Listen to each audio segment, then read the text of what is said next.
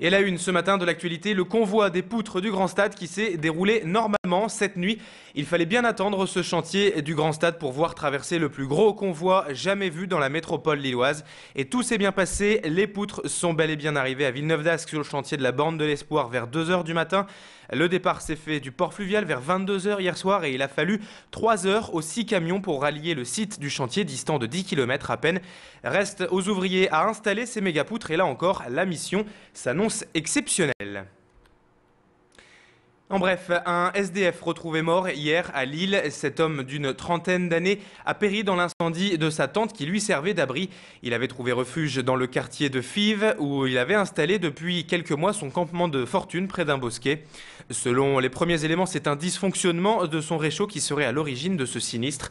Malgré l'intervention rapide des pompiers sur place, cet homme n'a pas survécu à ces brûlures. La suite de l'actualité ce matin, c'est cette histoire d'impôts locaux à Lambersart. En octobre dernier, des contribuables reçoivent un courrier leur indiquant le remboursement de leurs taxes foncières de 2009 et 2010. Une bonne nouvelle, bien accueillie bien sûr, mais quelques jours plus tard, surprise, ces mêmes contribuables apprennent qu'ils doivent finalement payer la même imposition. Des juristes se penchent alors sur la situation et ils découvrent plusieurs anomalies et surtout, ils ne comprennent pas le calcul de l'impôt dans la commune de Lambersart. Des Lambersartois ont donc monté un collectif de justice fiscale et demandent à présent qu'on recalcule leur avis d'imposition. Je vous propose d'écouter l'un des membres de ce collectif au micro de notre reporter Aurélien Barège.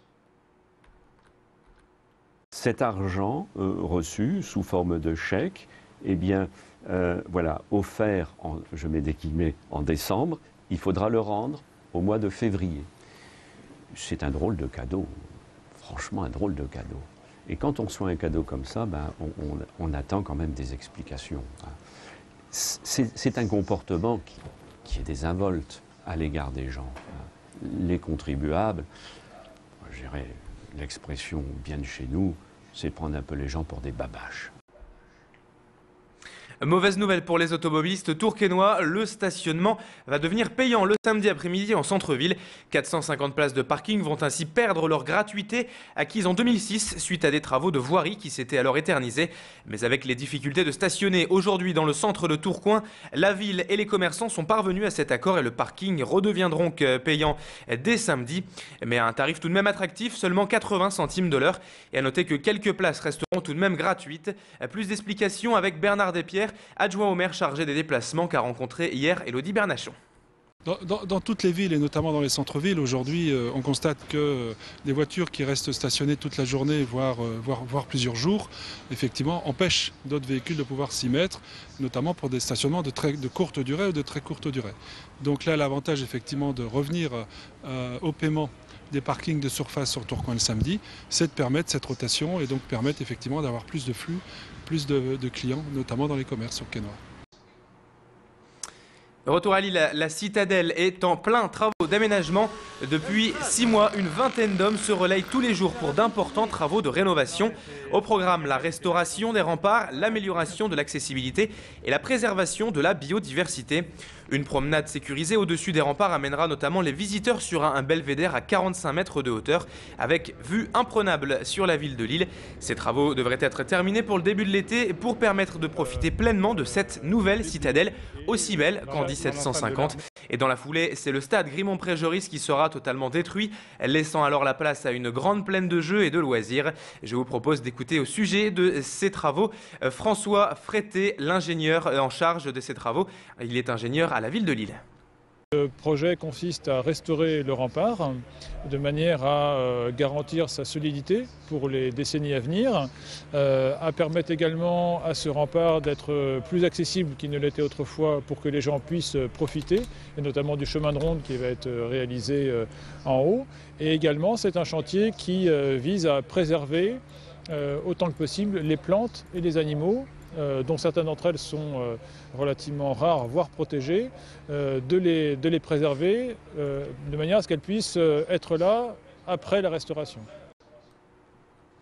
Du sport à présent dans ce journal en ce jeudi matin avec la grande finale du Lacrosse UNSS. 4500 jeunes s'étaient donné rendez-vous hier midi au stade Lille Métropole pour cette grande fête de l'athlétisme. La compétition devait avoir lieu la semaine dernière, mais elle avait été reportée à cause de la neige.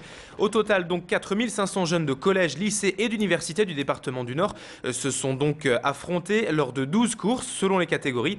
Ils ont tous donné le meilleur d'eux-mêmes pour tenter d'arriver sur le podium. Écoutez justement Francisco Rodriguez, le directeur départemental du sport scolaire, au micro de Frédéric Regnault, notre reporter qui était hier sur place au stadium. On l'a annulé la semaine dernière, reporté à aujourd'hui. On a failli aussi l'annuler hier midi, puisqu'on est venu sur les parcours extérieurs voir un peu comment étaient les parcours et s'il n'y avait pas de problème particulier pour la sécurité des élèves et uniquement pour cette raison-là. Et la décision a failli être de l'annuler complètement, chose sur laquelle on est revenu suite à une modification des parcours et à une sécurisation au niveau de certains endroits du parcours actuel. Mais là, je serai soulagé surtout ce soir. Oui. Enfin, on se quitte avec ces images. Ce n'est pas encore tout à fait Noël, mais certains ont déjà fait la fête. Hier, 500 enfants et parents étaient invités en effet hier après-midi par le Secours populaire pour une visite du marché de Noël, place Riour à Lille. Une séance de cinéma leur a également été offerte ainsi qu'un bon goûter avec des Pères Noël. Mais des Pères Noël pas comme les autres, ceux du Secours populaire, vous le voyez sur ces images. Avec la crise économique, l'association redouble d'efforts en cette période pour que tout le monde puisse célébrer Noël, et même les plus démunis. Le Secours populaire s'est même fixé comme objectif 100 000 Noël de la solidarité dans la région cette année. Prochaine étape dès ce samedi avec 1000 repas qui seront offerts aux bénéficiaires du Secours populaire. C'est la fin de cette édition, merci à vous de l'avoir suivi. On se retrouve dans un instant, on va parler de la météo et du trafic. À tout de suite.